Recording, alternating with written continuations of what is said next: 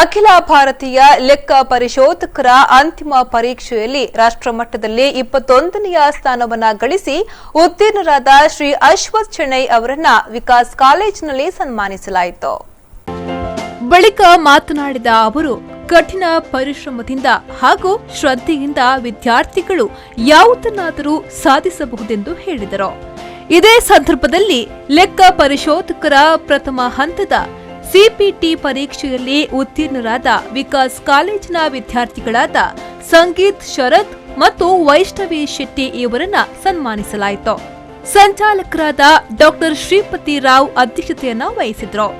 ಸಮನ್ವಯಾಧಿಕಾರಿ ಶ್ರೀಯುತ ಪಾರ್ಥಸಾರಥಿ ಪಾಲೇಮಾರ್, ಪ್ರಾಂಶುಪಾಲರಾದ professor T Rajaram Rao, commerce incharge Shrimati Aishwarya PSP ಹಾಗೂ counsellor doctor Manjula Rao ಈ ಸಂದರ್ಭದಲ್ಲಿ ಹಾಜರಿದ್ದರು.